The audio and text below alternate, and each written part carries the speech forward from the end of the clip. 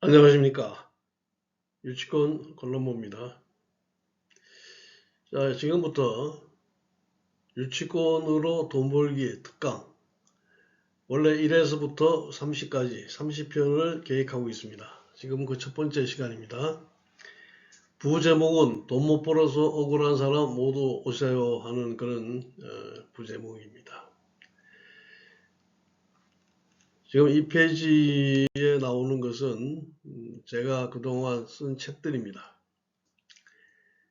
전부 최근 한 20년 동안에 전부 8권의 책을 쓰고 출간하고 했습니다.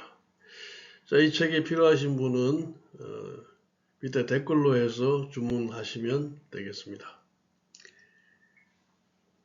우리가 최근 한 10여 년간 일반적으로 부동산 경매로 돈을 벌기는 참 어려웠습니다. 그러니까 특히 이제 21세기 들어와서 그렇죠. 우리가 20세기까지만 하더라도 일반인들이 대부분 부동산 경매에 대해서 잘 모르고 부동산 경매를 도외시했습니다. 그러다 21세기 들어서면서 우리가 세계적인 IT 강국이 되면서 IT 산업이 비약 발전했죠. 그러면서 상대적으로 사회 대부분의 정보를 국민들이 손쉽게 얻을 수가 있었습니다. 거기다가 대부분에서도 일반 국민들이 부동산 경매를 많이 알 수 있도록 홍보도 하고 제도적인 지원도 많이 하고 있습니다. 물론 아직까지 상당히 미흡한 부분이 많이 있습니다만은 이 덕분에 우리 젊은 세대를 중심으로 내 집 마련을 위해서 부동산 경매를 많이 하고 있습니다. 그러나 이제 경매를 좀 한다고 하는 사람들도 지난 한 10여 년 동안은 입찰 법정에서 부동산 경매를 전문적으로 해서 수익이 날 만큼 수익이 보장되는 그런 가격으로 낙찰받기가 상당히 어려웠습니다. 결국은 특수 경매를 해야 되는데 일반적으로 특수 경매는 대부분 어렵게 생각하는 것이 지배적입니다. 어렵다고 하는 것이 왜 어렵냐? 법률적으로 어려운 점이 있겠습니다만은 제일 첫 번째, 자기가 잘 알지 못하는 세계에 대한 두려움 때문에 어려운 것입니다. 이 많은 법이론과 판례를 머릿속에 집어넣어야 되는 것도 문제지만은 더 큰 문제는 이 법률적인 용어에 우리 국민들이 친숙하지가 못해서 그렇습니다. 일반인들이 잘 이해하지 못하는 그런 용어들이 이런 언어 문제가 상당히 걸림돌이 되는 겁니다. 이게 우리나라의 제도에 보면 촉법소년 제도라고 하는 게 있죠. 만 14세 중학교 2학년 3학년 그 나이까지는 형사적인 책임을 묻지 않는다 하는 촉법소년 제도가 있는데 이 촉법소년 제도를 만들어서 아이들에게 그 굴레에서 벗어나게 하는 것도 좋지만은 형법을 개정돼야 됩니다. 법이 애들이 뭐 하면 안 된다 하는 것을 좀 알아야 되거든요. 그런데 형법이 어디 그렇게 쉽게 알아볼 수 있게 돼 있지 못하니까 과연 이게 지금 이런 법률을 가지고서 우리 국민들이 정말 그 법 생활을 제대로 할 수 있느냐 하는 게 참 문제입니다. 결국은 이 법률 용어 이것들이 굉장히 특수 경매하는데 굉장히 큰 장애가 됩니다. 특수 경매가 어렵다고 하지만은 제 생각에는 대법원 판례 한 50개 정도만 우리들 머릿속에 집어넣고 있으면은 특수 경매의 장벽이 무너질 것이라 하는 생각이 사실 듭니다. 50개를 머릿속에 집어넣는다고 다 외우라고 하는 얘기는 아닙니다. 그걸 갖다가 그 요점은 알면 되는 것이지 다 그 외우는 게 어렵습니다. 자, 그래서 지금부터 돈 못 벌어서 억울한 사람 오시오 하는 제목의 특수 경매 강의의 가장 첫 번째는 자, 38억은 유치권 없앴다. 왜? 유치권 잘 아니까, 물건을 보고서 이게 38억 유치권 없앴다. 자, 그러다 보니까 4억을 투자해서 40억을 벌었다. 여러분, 4억을 투자해서 40억을 벌었다고 하니까, 이거 그런 게 다 있냐고 생각할 수도 있습니다. 안 그러면은, 자, 부동산에서 4억 투자해서 40억 버는 게 20, 30년 전에 4억 원어치 땅 사놓으면은 한 20, 30년 지나고 나니까 40억 됐다, 50억 됐다. 충분히 가능한 얘기입니다. 그런데 이렇게 우리가 바람 잡고 구름 잡는 소리로 무협지 같은 그 말을 하는 거 아닙니다. 제가 쓰는 글은 전부 제가 직접 손으로 만들고 만지고 해결하고 팔고 흥정까지 한 물건들을 가지고 책을 쓰고 있습니다. 자, 그런데 여기에 보면 40억 원 돈을 벌긴 버는데 어떤 물건이냐? 유치권 38억 4천만 원이 신고가 되어 있는 것입니다.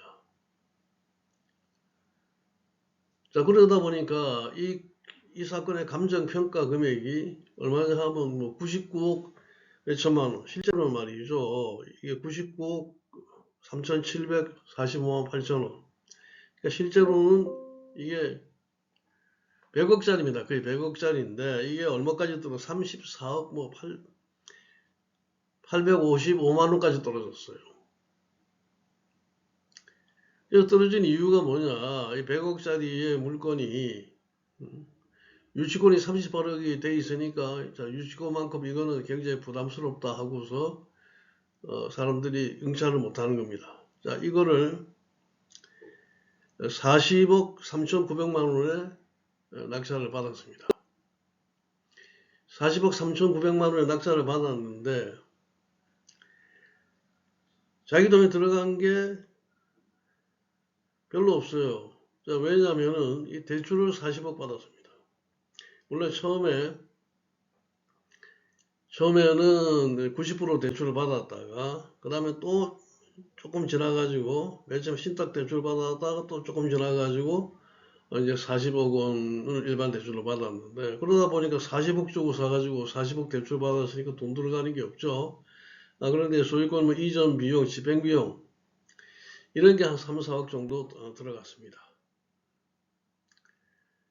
그런데 여기 더 큰 문제는 38억 4천만 원의 유치권을 주장하고 있으니까 이 유치권을 어떻게 해야 되느냐 하는 게 더 큰 문제죠. 근데 이 건물은 실제로 근린생활시설로 등기가 되어 있고 건축물 대장에 올라가 있는데 이 물건을 사용하고 있는 분이 소유자입니다. 이제 실제로 교회를 쓰고 있고 교회 목사님이 이제 소유자입니다. 그런데 여기에 유치권 중에서 27억 5천만 원 이건 누가 주장한 것이냐면은 이 소유자의 형님이 주장을 한 겁니다. 그러면은 이거 좀 우리가 생각해 봐야 될 문제죠. 동생이 교회 건물을 지어 가지고 거기에서 교회를 하고 있는데 친형이 유치권을 주장한다 하게 되면 좀 그 논리에 좀 안 맞는 것 같지 않습니까? 우리나라에 아직까지 형제지간에 유치권 주장하고 하는 거는 진짜 유치권인 경우에 그런 경우가 별로 없었습니다. 자, 여기 유치권 신고 있음 하는 걸 한번 읽어보십시다. 일광토건 주식회사 유치권 신고 25억 7,500만 원 성립 여부 잘 모르겠다. 그 다음에 또 있어요.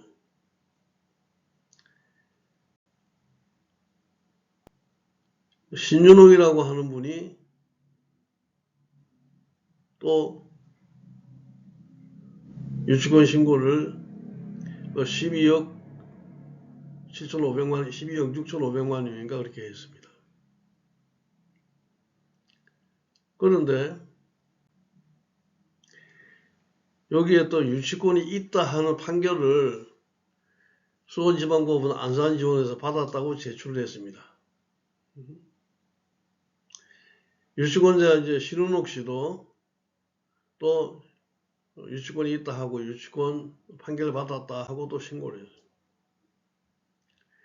그런데 이제 더 큰 문제는 이분들이 판결 받기 전에 대법원 2016-56814 유치권 부존재 확인의 소에서 이분들이 유치권이 없다고 판결을 받았습니다. 뭐 이 얘기를 하니까 여러분들이 좀 헷갈리죠. 이렇게 정리를 해드립니다. 대법원에서 최종적으로 유치권이 없다고 판결받은 대법원 2016-256-814 사건은 경매를 신청했던 예금보험공사에서 받은 판결입니다. 그래서 일광통은 유치권이 없다 이렇게 판결을 받았습니다. 그런데 유치권 없다 판결 받고 난 다음에 한 달 정도 있다가 형이 말이죠. 또 이제는 지방법원 안산지원에다가 유치권 존재 확인 청구서를 제기했습니다. 근데 이 유치권이 여기에서 유치권이 존재가 있다 하는 판결을 받았어요. 어떻게 그 판결을 받았느냐. 그 판결 받는 건 참 간단합니다. 자, 형이고, 유치권자가 형이고, 그 다음에 이 소유자가 동생이잖아요. 내가 유치권 존재 확인 청구 소송을 할 테니까, 그럼 동생을 상대로 하는 겁니다. 그럼 너는 그냥 대꾸하지 말고 가만히 있어라. 그러면은 저절로 이게 의제 자백이다. 자백으로 간주하는 게 대해서 내가 판결을 받는다. 그러면 유치권 행사를 하는 걸로 그렇게 하자. 근데 수원지방법원 안산지원에서는 이렇게 들어오고 이제 피고죠. 동생이 아무 대부도 없고 하니까 그냥 뭐 의제 자백으로 해서 판결을 내려줬어요. 그걸 제시하는 겁니다. 자, 이게 지금 중요하겠습니까? 유치권이 이거 부존재하다고 대법원에서 판결한 게 더 앞서고 중요하겠습니까? 이게 논리적으로 실제도 안 맞습니다. 유치권이 있다고 하는 게. 왜 안 맞느냐? 이 건물이 말이죠. 2004년에 지었습니다. 2004년에 이 교회 건물이 완공됐어요. 그런데 13년 지나가지고서 내가 유치권자다, 유치권이 있다 이렇게 얘기했거든요. 근데 공사대금의 소멸시효는 몇 년입니까? 공사대금 소멸시효는 3년입니다. 3년의 소멸시효를 그걸 벌써 10년이 소멸시효 끝나고 10년이 더 지났죠. 그런데 유치권이 있다고 하는 건 참 말이 안 되죠. 자, 여기가 위치는 참 좋습니다. 지금 여러분들 지도의 그 가운데 부분에 하늘색 점 찍은 게 있죠. 하늘색 점이 보이죠. 이 하늘색 점이 바로 현장입니다. 여기 위치인데 지금 여기에서 바라보면서 오른쪽으로는 전부 엉개지구 13,300세대인가 주택 아파트 그런 지구입니다. 인구도 3만 몇천 명이 살게 돼 있고 이게 이제 완공되면은 시흥시 인구가 52만 명이 된다고 그래요. 그럼 여기에서 자, 이 은계지구 끄트머리만큼 그러니까 우리가 쳐다보면서 오른쪽으로 은계지구죠. 그 다음에 왼쪽으로 그만큼 딱 지나면 그게 뭐가 있냐면은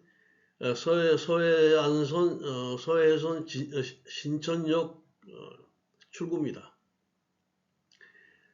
그러니까 자, 지금 서해선 신천역에서 내려가지고 여기 한 400m, 500m 정도 됩니다.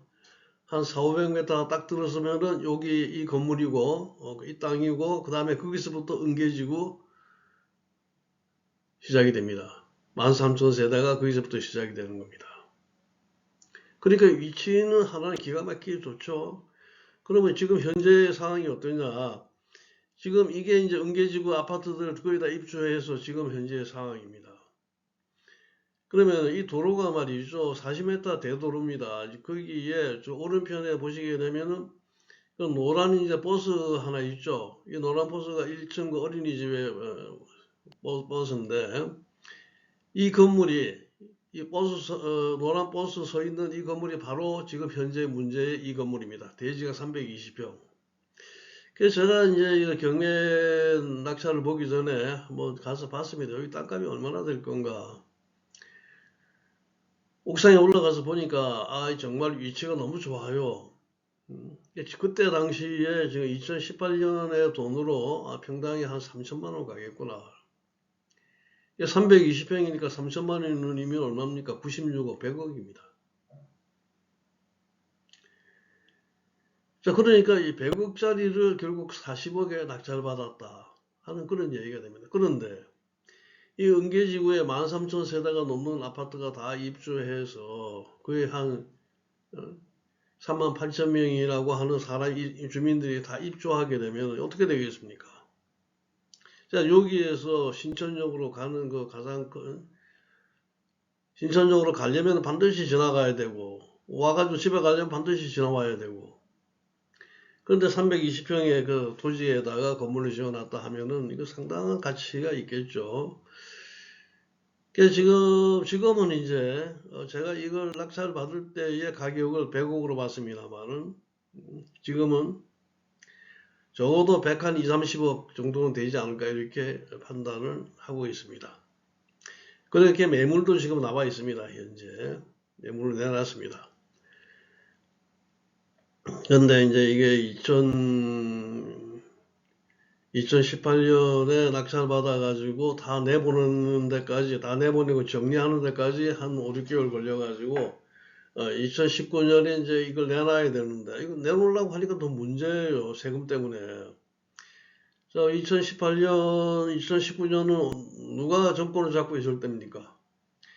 문재인 정부가 말이죠. 막 세금을 갖다가 뭐 24번이나 막 바꾸고 이렇게 하니까 정신없어가지고 일단 스톱을 시켜놨더랬습니다.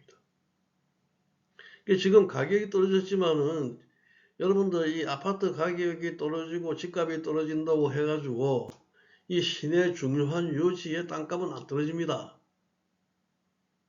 그러니까 이 지금 40억짜리, 100억짜리의 가치가 그대로 유지되고 또 오르는 겁니다. 근데 제가 이런 말씀을 드렸죠. 그 형제 시간인지 어떻게 알았느냐? 제가 등기부 보고 알았어요. 자, 유치권 신고했는데 일광토건의 장기롱이다. 대표가 장기롱이라 돼 있는데 이 등기부를 딱 보니까 여기 지금 등기부에 그 부분만 발췌한 겁니다. 자, 소유권 이전 소유자 장기일보로 돼 있죠. 장기일보로 돼 있는데 지금 현재 이름을 바꿨어요. 2017년에 장성화 하는 걸로 이름 바꿨습니다. 장성화로 나오지만은 실질적으로 원 이름은 장기일보. 그런데 유치권 주장하는 분의 이름은 장기롱. 뭔가 좀 비슷하지 않습니까? 그래서 이분이 형제지간이구나. 이 장씨에다가 향렬자 같으면 뭐 누가 봐도 대충 짐작할 수가 있죠. 이제 교회 같은 거를 집행을 하게 되면은 인도하는데 참 문제가 될 수 있습니다.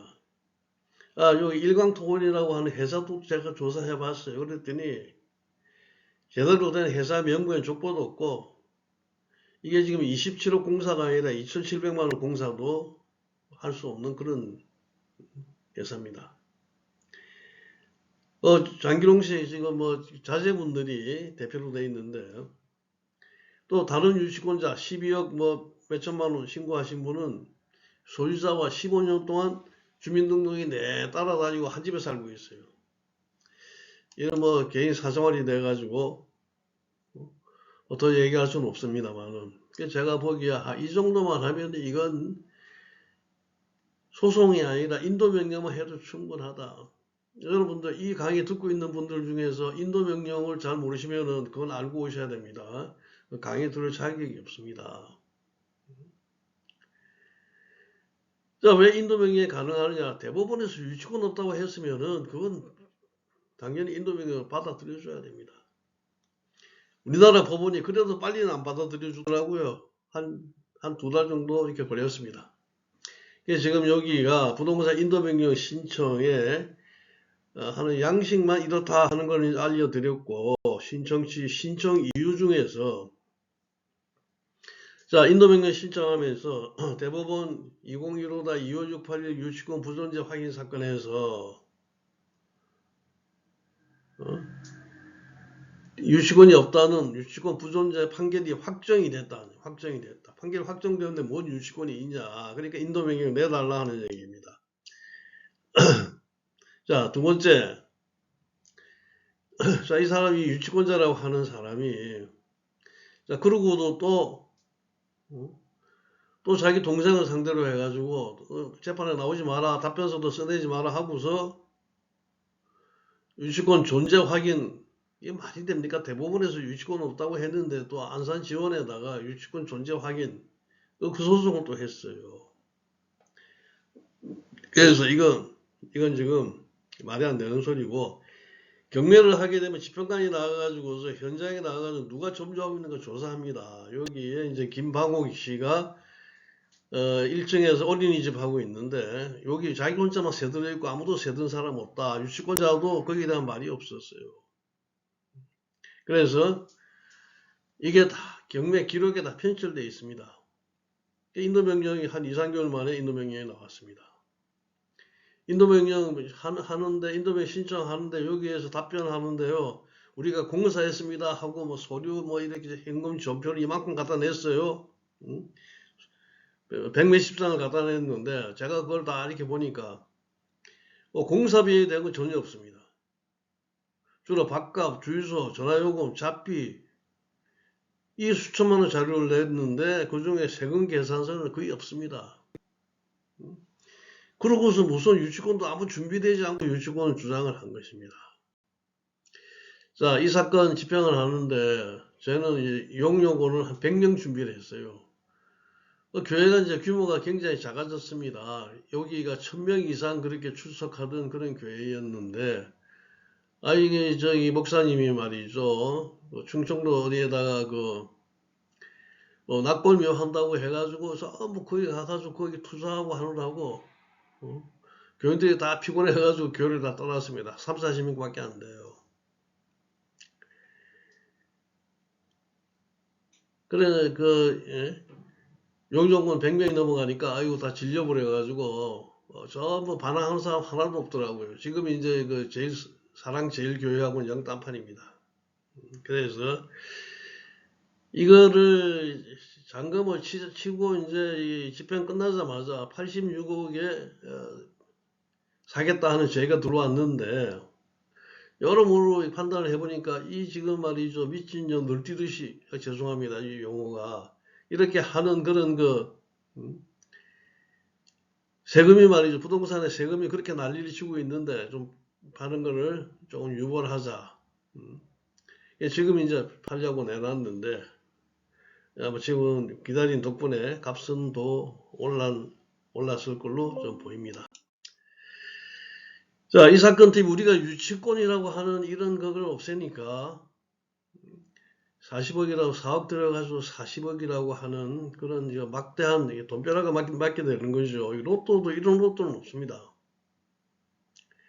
우리가 제가 이제 이름을 갖다가 제 자신 이름을 유치권 콜롬보 이렇게 하고서 많은 글들을 쓰고 하고 있습니다만 왜 이렇게 하냐? 유치권은 조사가 필요합니다.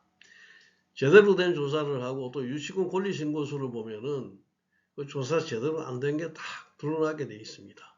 이걸 유념하시고 여러분도 유치권 이거 제대로 배워가지고 다들 2023년에는 돈벼락 맞으시기 바랍니다. 전 다음 시간에 다시 뵙겠습니다. 자, 좋아요, 구독 잊지 마십시오.